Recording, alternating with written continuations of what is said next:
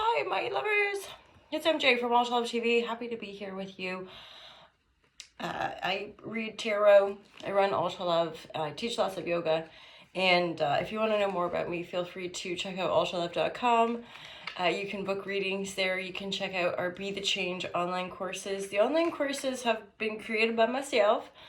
And I collaborated with people on them, and I traveled around the world and interviewed people.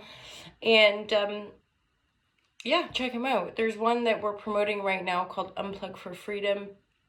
I want to do just basically, if you're catching this and you're interested in one of the courses, I feel like just being generous because I've purchased some books. I haven't had a stock of my books for a while because I couldn't afford them.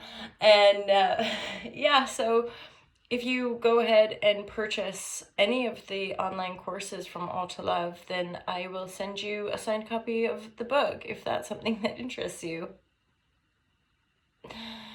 Anywho, it's hard to feel the humility when you're doing that promotion, but that's okay. That's one of those things. I think any spiritual entrepreneur or whatever, that's part of the game, as it were, is figuring out how to sell your stuff to people and promote your message. And at the end of the day, I really feel it's just about doing good work.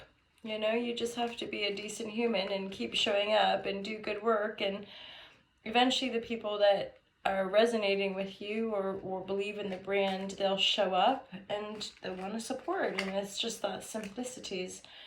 But certainly having a value, and practicing something and researching and studying, and then having that value or that skill set to share with fellow humans, right? That's part of currency exchange, is that we share our energy with one another, and that can often be symbolized with cash, finances. Although it is fascinating, how the world works. I'm hearing that song, If I Ruled the World. That's all. I don't, obviously, you guys, if you follow me here, I don't know words to songs, but it's I want to say Lauryn Hill, and she's just a badass, basically. A badass, lover supreme. I'm pulling the cards now, okay? Shenanigans. I just called all of you shenanigans, by the way. I hope that you're getting ready for Krimba. Or simply you're ready for the holidays. It is my greatest expectation that you guys are feeling fresh. Let's see what we get here. So this is super juicy, but the card that's sort of the main energy for a lot of this is a heartache energy, the Three of Swords. So some of you are going through some pretty heavy feels or pain, straight up pain in your heart space. There's a lot of conflict here, movement and conflict. So this, okay, the Judgment reversed with the conflict card and the Seven of Pentacles. For some of you, it does feel to me potentially like this is some sort of divorce.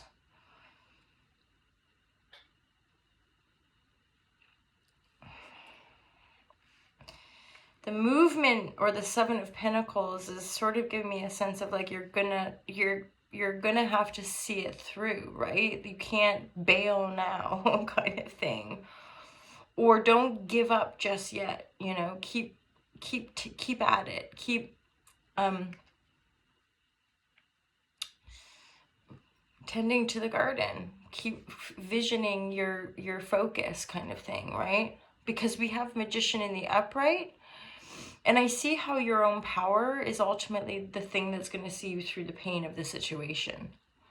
Because for some of you, it could just be as simple as somebody that you were invested in is with somebody else now, or they've moved on, right? Or something that you thought was one way was actually like there's other shit going on. It's just, I mean, heartache is heartache. This is any number of things that can trigger this grief, despair, betrayal, deception, you know, like all that, the stuff that feels like we're being stabbed in the heart, you know. I think most humans on their journey of life certainly at some point go through it, you know. And it's not, it just is what it is. It's part of the human experience, right? Hence the magician.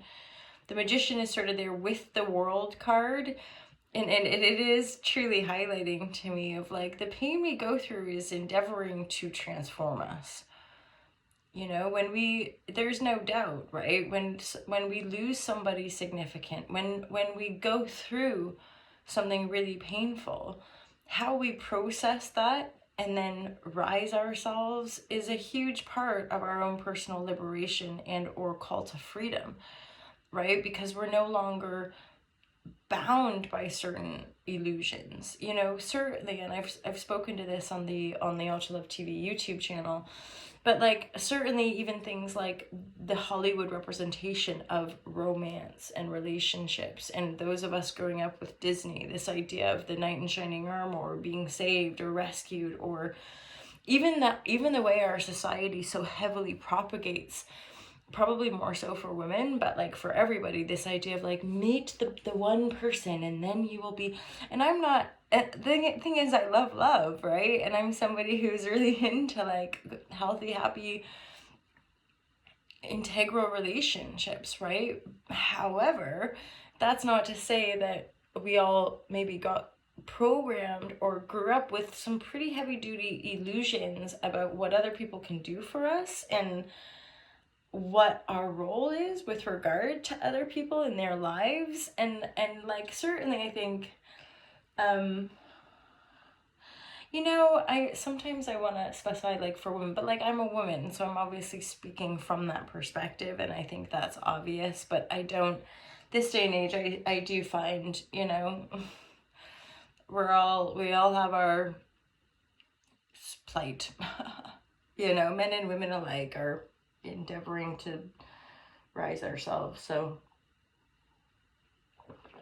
and I'm not really into any divisive constructs anymore. So any ism is usually going to be sort of laid down on some level.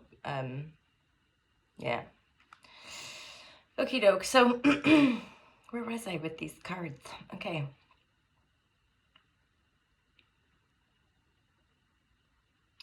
There's sort of this energy coming in. So again, some of you might resonate. There's a battle going on, straight up. There's, but it's contained. That's where it's, you know, part of your manifestation. It is contained in,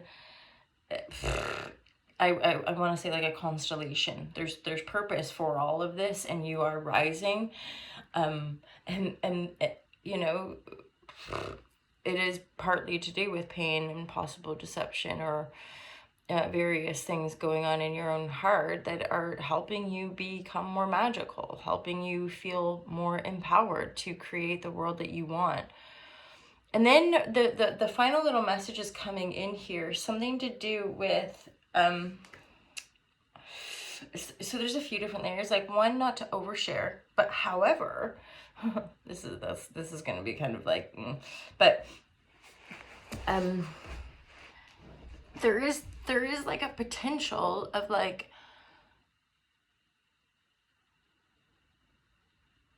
I want to say something like being able to share can also help sometimes with anxiety, because there's this sort of energy of like, although it's in the reverse, so you might be getting over it.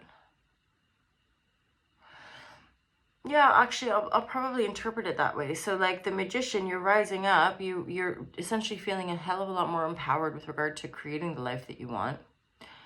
And you've learned, I mean, this Four of Pentacles is making me feel like there's a lot of wisdom and like your ability to just sit with stuff rather than just like running forward or making impulsive decisions. And this is a real saving grace, okay? So this is possibly this newfound energy of integrity and wholeness and not oversharing or not rushing ahead or not overgiving. Same thing, overshare, overgive, right? The reason we find at this stage in game those energies are not healthy is that they're not they don't create self-sustainability, right? They create codependency or aspects that aren't that then are very painful to kind of undo.